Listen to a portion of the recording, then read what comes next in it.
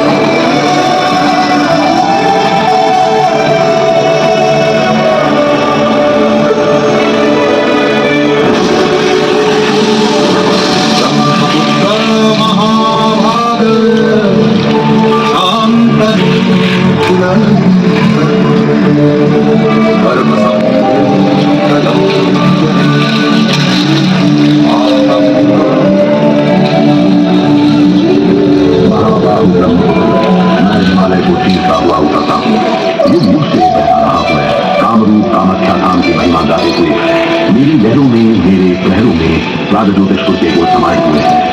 मैं हूँ जागृत शहरी, अतीत और वर्तमान की धरोहर, लोहित ही नाम है मेरा। मैं हूँ अहमिया जनजीवन के दिल की धड़कन, मेरे ही सीने में दफ्न है अहम प्रदेश की जय विजय की सदियों पुरानी लंबी दास्तां।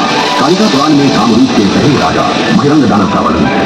मैं गवाह हूँ यहाँ होने वाली नायकों और शहीदों का, देशभक्ति की कथाओं का। मैं सुना रहा हूँ कवियों, संतों और महापुरुषों की इस धरती की अनसुनी कहानी। सुनिए, आदिकाल का एक नया परिवार, वेद व्यास के द्वारा रचित महाकाव्य महाभारत। उसमें वर्णित है बलशाली राजा नरकासुर और भागवत की कहानी, जो प्राग ज्योतिषपुर के इस पावन धरती पर पैदा हुए। नरकासुर हृदय के राजा जनक के दत्तक पुत्र और भगवान विष्णु के परम भक्त थे। किरात राज को समाप्त करके प्राग ज्योतिषपुर में सत्ता संभाली थी। कामाख्या देवी की कथा और नीलाचल पर्वत पर मौजूद विद्या विदुआ की सीढ़ियां नरकासुर के होने का संकेत नहीं थे। मैं नरकासुर के समकालीन रहे सोनपुर के राजा बाणसुर और बुद्ध के राजा भीष्म की शौर्य का भी गवाह है, जिनकी कहानियां गाहे बगाहे भगवान श्री कृष्ण से जादूती है। सचमुच आज मेरा जीवन सार्थक हुआ। देखो, आज इस युद्ध में स्वयं भगवान श्री कृष्ण मेरे विपक्ष में है। एक योद्धा के लिए भगवान श्री कृष्ण के हाथों मरने से बेहतर और क्या हो सकता है।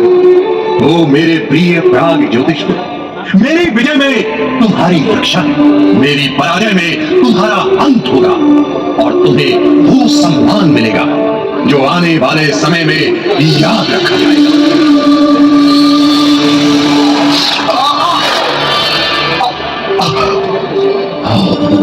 मेरे प्यारे प्राग ज्योतिषपुर, स्वर्ग से भी सुंदर, ओ मेरे प्रिय प्राग ज्योतिषपुर, मुझे अपनी गोद में सोया दो। मेरा अंत आ गया है।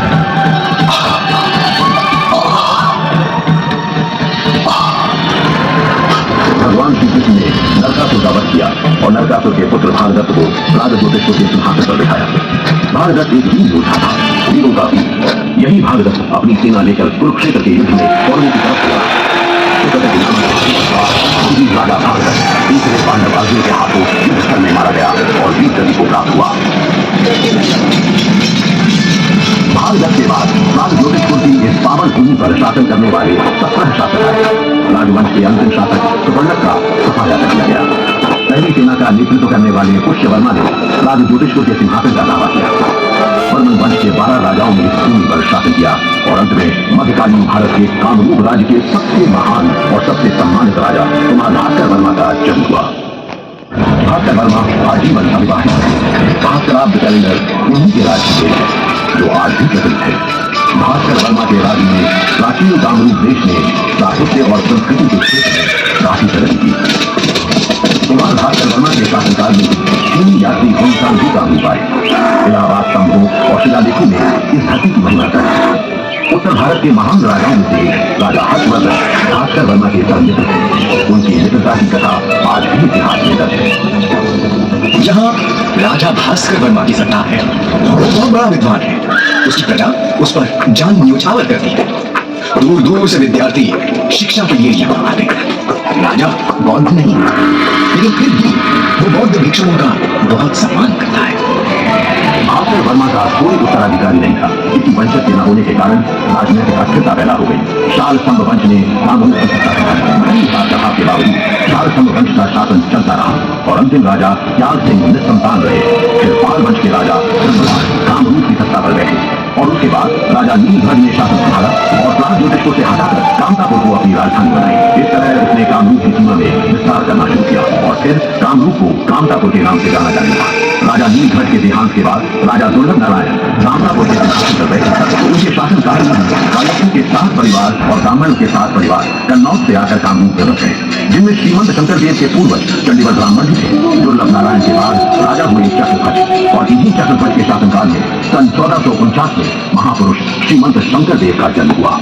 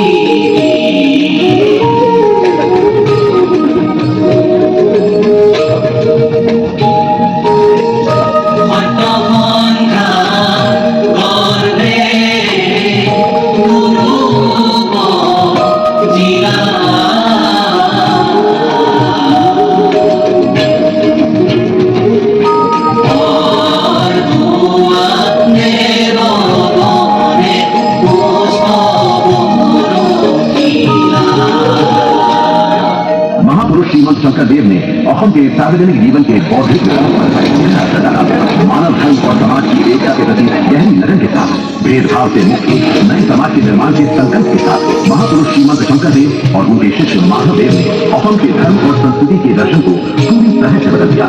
एक तरफ एक शरण नामक धर्म या नव वैष्णव धर्म की स्थापना की गई, तो दूसरी तरफ अहमिया भाषा, साहित्य, समाज और संस्कृति की नई नींव भी रखी गई। अहमिया भाषा में नाटकों और अभिनय को एक नया रूप मिला। शंकर माधव की गुरु शिष्य जोड़ी के बारे में तो और भी बहुत कुछ कहने को है, लेकिन आइए कहानी पर वापस चलें। चक्रध्वज के बाद राजा नीलांबर की बारी आई। बाद में बिहार के राजा विश्वसिद्धा के पुत्र मन्नदेव ने नर नारायण के नाम से कोच राज्य पर और अपने भाई चतुर्भुज, जो चिलराई के नाम से भी जाना गया, इसके साथ राज्य के महामंत्री और सेनापति के रूप में चिलराई ने साम्राज्य को प्रगति के पथ पर आगे बढ़ाया। अपनी सूझबूझ और बहादुरी से राज्य की सीमा को काफी दूर तक फैला दिया। बहुत समय पहले विदर्भ नगरी में रत्नध्वजपाल चुटिया के राजा थे। चुटिया के अंतिम राजा नितिपाल अहों के साथ युद्ध में मारे गए और उनकी रानी साध्वी ने चढ़ाई करती अहों सेनाओं से अपने स्वाभिमान की रक्षा करते हुए चंदनगिरी पर्वत से छलांग लगाकर जान दी। आकाई पहाड़ियों को नाम था हुआ मूरी मूरम में 18 साल राज करने के बाद सिपाम से जहिन नदी के पानी को खींचता हुआ स्वर्गदेव सुकाफा का उदय हुआ। इसके साथ उसकी पैदल सेना सवार और पुरोहित भी है, मगर महिलाएं साथ नहीं थी। उसने मोरान राज्य की 4 राजकुमारियों से विवाह किया। वो कामरूप के अन्य राजाओं से समझौता करता हुआ आया और स्वर्गदेव ने जल्दी ही पूरे प्रांत पर आधिपत्य कायम कर लिया। सुकाफा एक अपराजय राजा के रूप में उठा और इसका साम्राज्य अहोम की धरती के नाम से जाना गया। हम इस देश की उर्वर धरती और प्राकृतिक संसाधनों से भरपूर राज्य में भाईचारा कायम करेंगे और अनाज उगाएंगे। बराही, कछारी, देवरी और सुटिया के योग्य बुनकर रेशम, पाट और मूंगा के कपड़े बनाएंगे और यहाँ के नागरिक खुद अपने लिए 2 छतों वाले घर बनाएंगे। इस तरह असम के घरों के खास आकार की शुरुआत हुई। स्वर्गदेव सुकाफा ने नए विचारों को इकट्ठा किया और नई प्रेरणा के साथ असम में सामाजिक बदलाव के लिए गोड़ असम की नींव रखी। 39 वर्षों के अपने शानदार शासन के बाद कमजोरी और बुढ़ापे के कारण वो 1268 में स्वर्गवासी हुए। संकट और समृद्धि के बीच अहोम राजाओं ने 600 वर्षों तक शासन किया और एक गौरवशाली अध्याय लिखा। युद्ध, संघर्ष और लड़ाई की शुरुआत चाहिए मुगल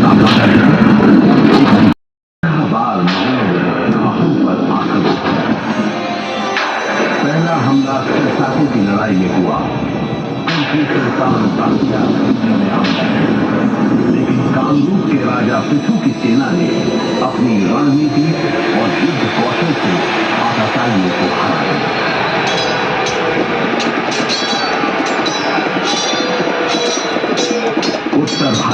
आए सुल्तान को राजा पृथ्वी के हाथ एक शर्मनाक हार का सामना करना पड़ा।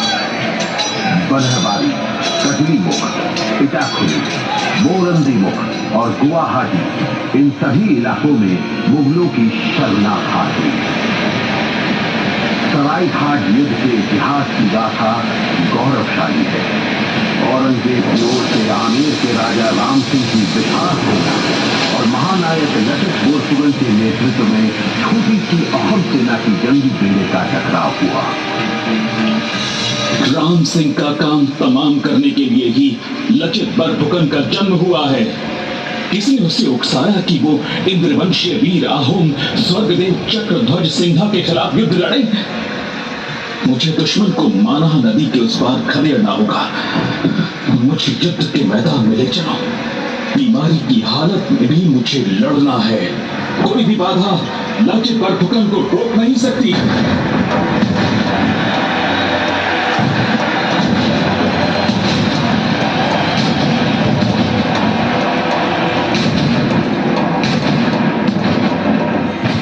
सरायघाट युद्ध में अहम विजय हुए। मानहा नदी तक अहम साम्राज्य का विस्तार हो गया।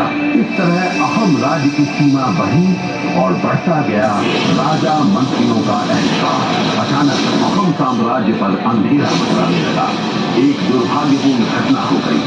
मंत्री सलाहकार पूर्णानंद बूढ़ा गोहाई का असमय निधन हो गया और भरोसेमंद समझे जाने वाले पदम चंद्र बरफुकन ने अहम पर चढ़ाई करने के लिए बर्मी सेना के रास्ते खोल दिए। बर्मी सेना सीमा का उल्लंघन करते हुए हाजिरा चौकी तक पहुंच गई, जिस पर ब्रिटिश कंपनी का क्षेत्राधिकार था। इसके साथ ही लड़ाई का एक नया दौर शुरू हो गया।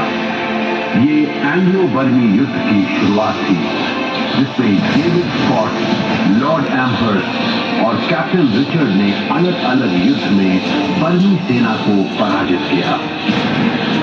ब्रिटिश सेना बर्मी सेना को यांडबू नामक स्थान तक खदेड़ती चली गई। एवा के राजा ने 24 फरवरी 1826 को यांडबू के संधि पर हस्ताक्षर किया और अहम राज के केंद्र रंगपुर के करेंगपुर में ब्रिटिश यूनियन जैक लहराने लगा।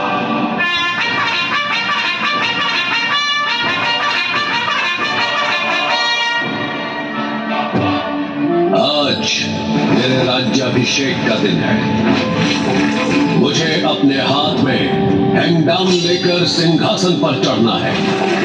मैं जनता की सेवा के लिए, देश का उद्धार करने के संकल्प के लिए ये सब कुछ विसर्जित कर रहा हूं। जनता मुझे जिस आसन पर बिठाएगी वो मुझे स्वीकार्य है।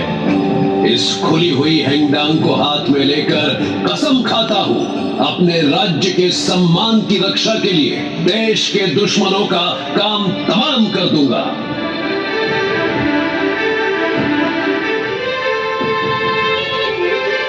ये कौन है जिसने शपथ से खलबली मचा दी? क्या ये अहम राजकुमार गोमधर ओवर है? ब्रिटिश शासन के खिलाफ ये पहली बगावत थी।